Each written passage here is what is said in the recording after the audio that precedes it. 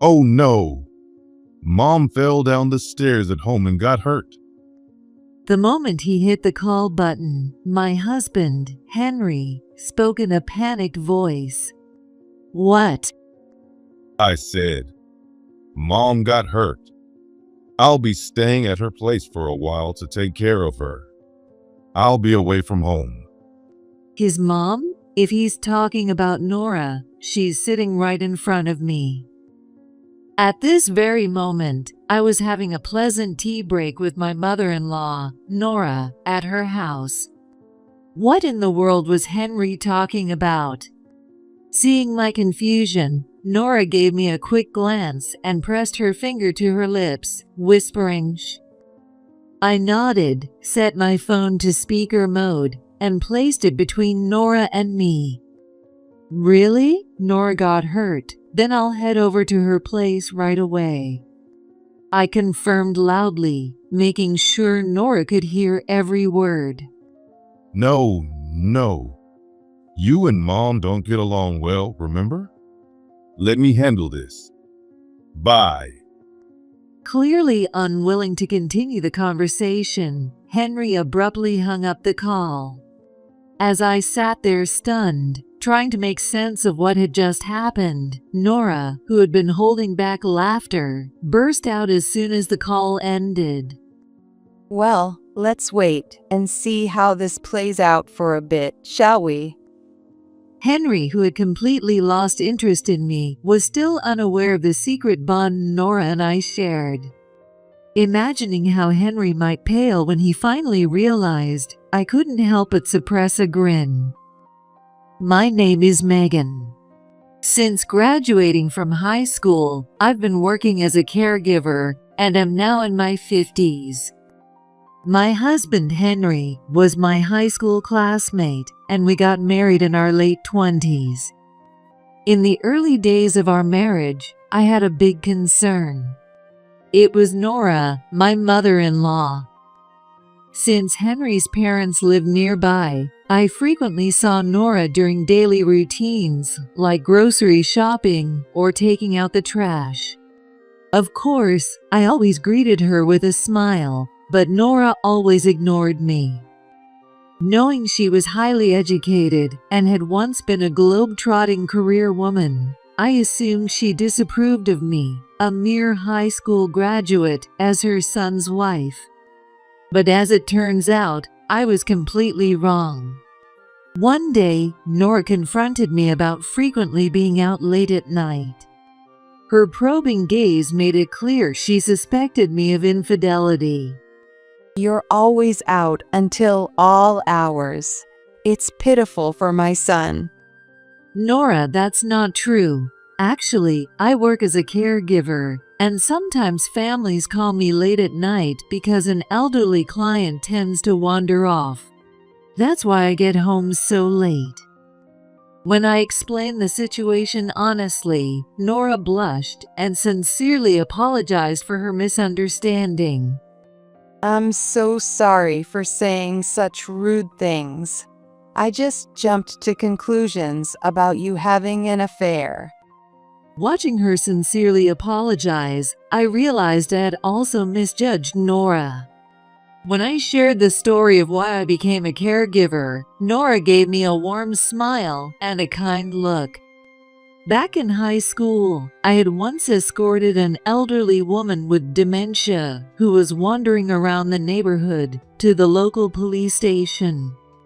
The caregiver who came to pick her up spoke so gently to her that I was inspired to become someone just like that. Honestly, I'm proud to have you as my daughter-in-law. Seeing that Nora didn't judge people based on their education or background, we now spend quality time together, often going out for lunch or enjoying tea like close friends. However, challenges never cease. About 3 years into our marriage, Henry suddenly started treating me coldly. Assuming he was simply tired from work, I tried my best to stay cheerful. Welcome Home, that movie we watched on our first date, is on TV tonight. Want to watch it together? It had become a tradition to watch it with popcorn every time it aired. I'm tired of it. Sorry, but I've got work to finish. Without even looking at me, Henry disappeared into his office. Passing by his room after my bath, I heard laughter coming from inside. Lately, Henry's laughter, which I rarely hear anymore. Is it a remote meeting? It sounds awfully cheerful for that.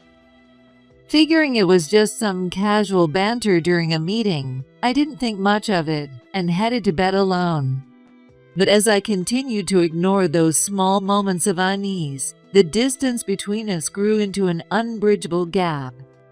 Henry, who used to remember every anniversary and birthday, now claimed to work late and sometimes came home reeking of alcohol. When I confronted him about the smell despite his late work, he unapologetically said it was an unexpected business dinner, clicking his tongue in irritation. Over time, our intimate moments disappeared, and even when I tried to cuddle in bed, he'd turn away with annoyance. My job isn't like your caregiving social club. I actually have to use my brain, and it's exhausting. He said this without even looking at me. A social club? Is that really how he sees my work? I take pride in my job as a caregiver. Helping others is fulfilling, and though I don't do it for the gratitude, hearing a thank you always makes me happy. But the work is challenging, and there are far more tough moments than enjoyable ones. I often come home exhausted and still squeeze in steady sessions to improve my skills between work and household chores. Hearing Henry belittle my work made me both angry and sad. But I bit my lip and held it in, unwilling to stir up conflict and sour the atmosphere at home. Henry must just be tired, and he doesn't really mean it. I kept telling myself that and tried to endure it. However, my patience was in vain as the situation only worsened. Henry started claiming he had overtime or business trips, drastically reducing the number of meals he had at home. On the rare occasions he did eat at home, he seemed distracted, eating mechanically without engaging in conversation. "Hey, how's the seasoning on the chicken? Would you prefer it stronger?" There was no response from Henry, as if he hadn't even heard me. "Hey, I'm asking you." What? When I repeated my question about the seasoning, Henry glanced at his phone, which he had placed out of my sight, with an expression that screamed indifference. Chicken. Oh, whatever. As long as it's edible. Then suddenly standing up, he mumbled something about a call from work and quickly retreated to his office, leaving his half-eaten meal behind. Henry never came out of his room, and I let out a sigh as I stared at the meal he had left more than half uneaten. I made Henry's favorite dinner to cheer him up after working late and coming home late. If he wasn't going to eat, the least he could have done was let me know. I wrapped the leftovers in plastic wrap and put them in the fridge, deciding to pack them for my lunch the next day. The following night, Henry came home completely drunk at 2 a.m. That was the last straw for me. "Hey, if you're going to be this late, could you at least let me know?" It wasn't an unreasonable request. A single message would have sufficed. A last-minute job came up. Stop nagging me. I'm exhausted. Henry snapped, sloppily kicking off his shoes and dramatically covering his ears with his hands. "Nagging? I'm just saying I need to plan meals and my own schedule." Your schedule, huh? All you do is cook the same boring meals every day. Do you even realize who's paying for this nice house you live in? Though he was drunk, his dismissive tone and words shocked me into silence. For the record, this house was a gift from Nora, and Henry hadn't paid a single cent for it. As for living expenses, aside from utility bills that were automatically withdrawn, I was covering most of them with my own salary. In the beginning, Henry used to contribute cash, but over time, he started dodging the subject altogether. The words were on the tip of my tongue, but I bit my lip to keep from wounding Henry's pride. Henry seemed to sense what I was about to say, furrowing his brow and glaring at me. As his right arm moved, I instinctively flinched, fearing he might hit me. However, he suddenly let out a laugh, and when I looked up, he was smirking at me mockingly. Well, not like your broke parents contributed a dime. The words stung as much as any blow. What did you just say? I could barely speak, enraged at how he insulted the parents who had lovingly raised me. Sure, my family wasn't wealthy, but they had offered to help, only for Henry to decline. I still remember the mixed expressions of gratitude and guilt on their faces. Just marrying Megan makes me the happiest man alive. Back then, he'd said those words, wrapping his arm around my shoulder. I had felt proud of my choice to marry him. Now, stunned into silence, I watched as Henry coldly barked, "Beth," before retreating to his room. From that day on, Henry began staying at business hotels at least once a week, despite not being on business trips. And of course, he never bothered to inform me beforehand. He claimed it was due to a busy season at work, but how long could one season last? It had been over 6 months. One morning, as I ate breakfast alone as usual, Henry called. Hey, I'm at the station. Bring me a change of underwear and a clean shirt.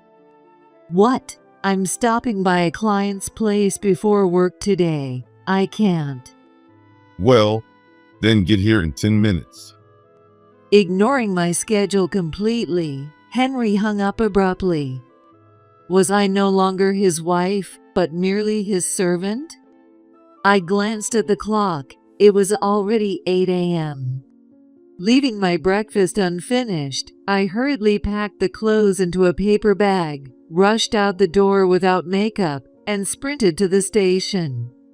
Breathless, disheveled, and gasping for air, I handed Henry the bag. Without a word of thanks, he snatched it from me. "Wait here," he commanded arrogantly, pointing at the ground before heading into the station restroom to change. Checking my phone, I saw it was nearly 8:30. I had promised to be at my client's place by 9. Finally, Henry emerged from the restroom, now freshly dressed. The paper bag Henry handed me was stuffed carelessly with the shirt and underwear he had just been wearing. He clicked his tongue in annoyance as he looked at me and said, At least put on some makeup. He sneered at my disheveled appearance and quickly headed toward the ticket gate. "It's your fault I look like this." I wanted to scream that at his retreating back, but I didn't have time to argue. Once again, I rushed off, hair flying, to the client's house. After finishing my work, I opened the bag with Henry's laundry at home. A sweet fragrance wafted out. At first, I thought it might be the scent of hotel soap, but it was too strong for that. It was definitely perfume. When I mentioned this to Henry upon his return, he visibly panicked. Oh, that. The woman next to me on the crowded train was wearing overpowering perfume. That's all. His eyes darted nervously as he rambled on, offering explanations I hadn't even asked for, which only deepened my suspicions. The next day, Henry came home unusually early, holding a pink paper bag. Actually, I've been looking for a perfume that suits you lately. That's probably why my shirt smelled like that. But it's not my birthday. Why? My confusion outweighed any happiness, and I instinctively furrowed my brows. What's the big deal? I don't need a special occasion, do I? Geez, you're so ungrateful. Annoyed by my reaction, Henry tossed his bag onto the couch and sulked. A few days later, while I was having tea with Nora at her house, Henry, who had claimed he had to work on his day off, called me. The moment I answered, he yelled in a frantic voice, It's terrible. Mom fell down the stairs at home and got hurt. His dramatic tone was so exaggerated that his voice leaked from the phone speaker. His mom? But Nora's sitting right in front of me. Confused, I glanced at Nora, who gave me a knowing look and pressed her finger to her lips, saying, "Shh." I set my phone to speaker mode and placed it between us. Really? Did Nora get hurt? I asked again, making sure Nora could hear every word. Yeah, that's what I'm saying. All right, I'll head over to her place right now. Hearing that, Henry quickly stammered in a panicked voice. Wait, you don't get along with Mom, remember? Let me handle this. I'll stay at her place for a while to take care of her. I'm better suited for caregiving. I said it's fine. Bye. Clearly unwilling to continue, Henry abruptly ended the call. Nora, who had been holding back laughter, burst out laughing the moment the call ended. Let's wait and see how this plays out for a bit. Since Nora suggested it, I decided to go along with her plan. A week later, Henry came home briefly to pick up some clothes and other belongings. So, how's Nora doing? Pretending to be genuinely concerned, I asked with a supportive tone. Oh, the surgery went well. She'll be able to leave the hospital soon. I didn't hesitate to point out the inconsistency in his story. Wait, didn't you say she was recovering at home? Henry's face froze as he hastily began explaining. Yeah, well, she was rushed to the hospital for an emergency surgery. And while doing rehab, she fell and hurt her foot. Can you believe that? Wait, an emergency? I thought it was an injury, not an illness. I pressed further, not letting up. Sweat began to bead on Henry's face. Lately, he'd been acting like the king of the house, but now he looked pitiful and desperate. I couldn't help but laugh. Suddenly, the door of the next room opened. Let's hear more about this story, shall we? Nora, who had been waiting in the next room, appeared with her arms crossed. Caught off guard by Nora's sudden entrance, Henry opened and closed his mouth like a fish out of water, unable to form words. You told me you two didn't get along. Henry still seemed to believe that Nora and I were on bad terms. It wasn't surprising, though. Over the past few years, Henry and I had barely had any meaningful conversations. I had tried to tell him several times that Nora had cleared up her misunderstandings about me, and that we'd developed a close, friendly relationship. But it was Henry who had been avoiding conversations with me. Suddenly, Henry let out a startled "oh," as if he'd thought of something. You misheard me when I said, Mom. I meant David. My senior coworker David slipped at home, had a bad fall, and got seriously injured. Henry's desperate excuse was unbecoming of a grown man, and I gave him a cold, piercing look. Then, I casually pulled my phone from my pocket and tapped on the screen. Leave Mom to me. I'll stay at her place for a while to take care of her. Bye. I had started recording Henry's call midway through last week. It clearly sounds like you said, Mom. Seeing Henry turn pale as his blatant lie was exposed, Nora and I couldn't hold back our laughter any longer. Then, Nora abruptly stopped laughing, furrowed her brow, and took a deep breath, her expression turning serious. You, whose mother have you been taking care of? Nora's sharp rebuke startled Henry so much that he almost collapsed onto the floor. He had mentioned before that he could count on one hand the number of times his mother had scolded him. Looking up at Nora, on the verge of tears, Henry resembled a small child. Mom, you hated Megan, didn't you? You used to mock her caregiving job. Henry tried to shift the blame onto Nora, his voice shaky and on the brink of crying. That's because I wrongly assumed Megan was sneaking out at night to cheat. I never mocked her caregiving work. Nora began explaining the connection between us that Henry had no idea about. The elderly woman I escorted to the police station in high school, which inspired me to become a caregiver, was Nora's mother, Henry's grandmother. By the time I met Henry's family to introduce myself before our marriage, she had already passed away, so I hadn't realized it. What? Henry let out a dumbfounded exclamation. I'm nothing but grateful to Megan. I admire her kind heart and would never hate or mock her.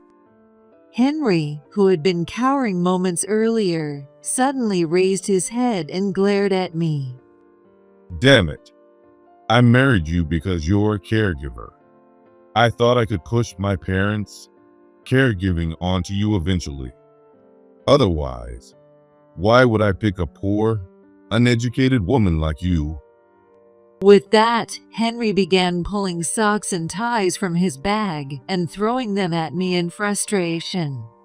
His childish behavior left me too exasperated to even get angry. Nora stepped between us protectively, shielding me from Henry. You're judging people based on their background? As Nora raised her hand as if to slap him, I gestured toward the clock, silently asking her to hold back. Nora, it's about time. Henry, this isn't over. You're right. Let's get to the main issue. Henry, now entirely defiant, clicked his tongue in irritation. Seriously? What else is there? Right on cue, our doorbell rang. Hello, I'm from Flower Garden. A lively young woman's voice came through, and when I opened the front door, there stood a woman in her early 20s holding a bouquet of flowers. I invited her inside. Although hesitant, she followed me, and as soon as she saw Henry sitting on the floor, she gasped in surprise. What, Henry? Wait. Henry let out a groan like a squashed frog when he saw her face. The florist alternated her gaze between Henry and us, her expression filled with suspicion. What's going on here? I have no idea. The woman demanded an explanation from Henry, who screamed in panic and bolted into the next room, locking the door behind him. I don't know you. You've got the wrong person. We're strangers. His shaky tone made it obvious how flustered he was. It's me, Scarlett. We were together this morning, remember? You've got the wrong person. Scarlett, as she introduced herself, continued speaking to Henry through the door, but he remained silent. He was probably curled up, covering his ears, waiting for the storm to pass. I was completely disillusioned, realizing my husband was such a pathetic man. I didn't feel anger or sadness anymore, just sheer disbelief. What's going on? He's my fiancé. What did you two do to him? Scarlett's fury turned toward Nora and me instead of Henry, who had fled. The truth was, Nora and I had known about Scarlett beforehand. The day after Henry's fake call about Nora's injury, we confirmed his infidelity and hired a private investigator. It didn't take long to uncover the evidence. The woman Henry was seeing was a florist who had once sold him flowers for my birthday. The investigator suggested Scarlett might not know Henry was married. She had been overheard excitedly telling her colleagues about their upcoming wedding. Nora and I discussed how to reveal Henry's marital status in a way that would leave no room for his excuses. Yesterday, Henry had called to say he'd be coming home today to pick up some clothes. I immediately contacted Nora, and we quickly placed an order for a bouquet at the flower shop where Scarlett worked. Scarlett, I'm sorry for involving you in all this. My name is Megan, and I'm Henry's wife. I apologized to Scarlett for dragging her into this and gently revealed that I was Henry's wife. No, stop lying. I'm marrying him. Don't get in the way. Seeing how Scarlett didn't believe me, I knew this plan was the right choice. If we had only told her, she likely wouldn't have believed Henry was married. I showed Scarlett the wedding album I had prepared on the table. She gasped softly, hesitated, then cautiously took the album and slowly flipped through the pages. When she handed it back to me, she bit her lip and clenched her fists, struggling to hold back tears. The next moment, Scarlett apologized sincerely to me. I didn't know. I'm so sorry. Watching her apologize so sincerely, I felt a fresh surge of anger toward Henry for deceiving such an honest young woman. Henry, come out right now. Scarlett yelled toward the room Henry had locked himself in, pounding on the door with her clenched fist. Even in this situation, Henry stayed silent. Scarlett mentioned that she had introduced Henry to her father as her fiancé. Her father, hearing the name of Henry's company, was thrilled, saying it was a trustworthy business. My dad is the CEO of one of his company's clients. You've probably heard of White Trading. White Trading was a renowned corporation. As soon as Scarlett mentioned the company's name, the door Henry had hidden behind burst open with such force it nearly broke. What? I didn't know about that. Henry stumbled out, pale as a sheet, tripped on the carpet, and crawled to cling to Scarlett's legs. Scarlett, I'm sorry. Henry grabbed her hands, spilling insincere words like, I love you, and you're the only one for me. When I met you, I was planning to divorce this woman. I mean it. He jerked his chin toward me. As expected, this woman referred to me. Unbelievable. I'm so glad I didn't end up marrying a jerk like you.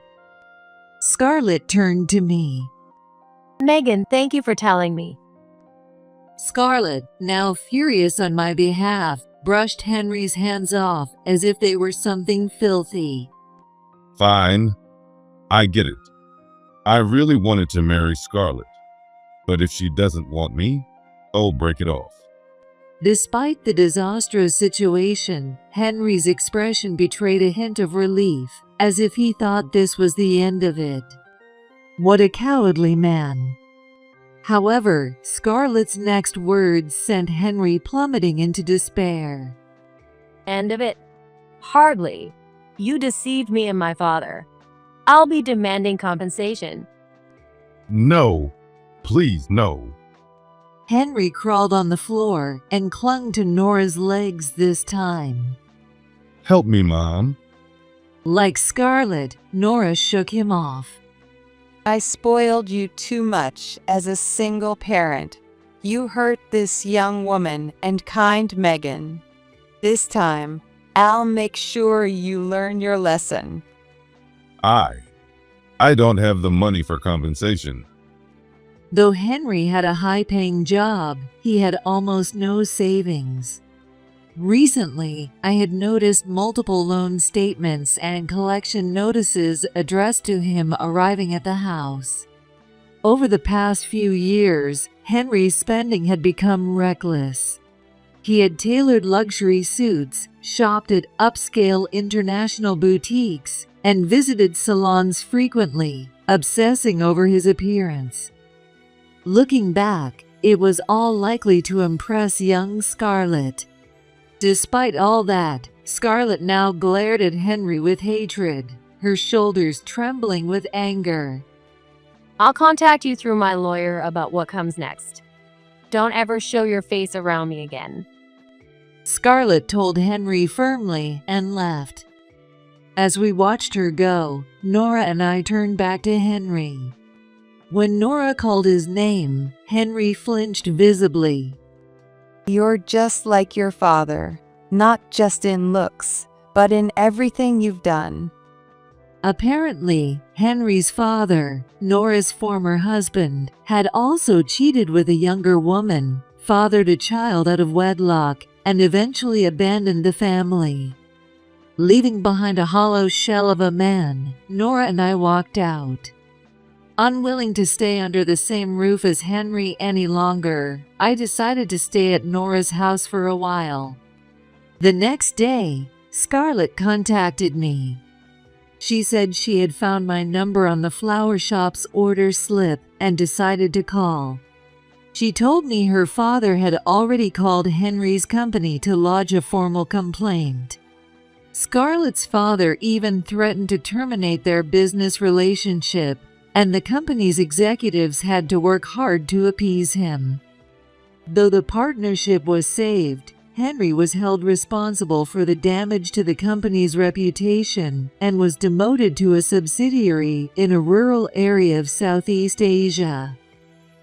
As for Scarlett, she sued Henry and secured the compensation she demanded. Megan, I'm really sorry for everything. You're the only one for me. Please come with me.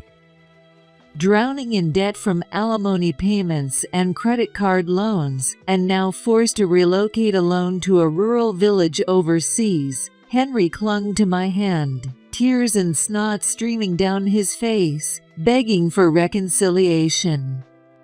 I can't go with you. I have my caregiving job here. Work hard and make sure you pay Scarlett her alimony. I placed the divorce papers on the table, packed my things, and left the house. I didn't ask for alimony for myself. I didn't want to burden Nora, and I knew I could live comfortably on my own income. A few months later, I passed the exam to become a certified caregiver. Nora, who was no longer technically my mother-in-law, celebrated as if it were her own success. Even now, Nora and I enjoy having tea and chatting whenever I have a break from work. We've formed a deep friendship that goes beyond the ties of in-laws.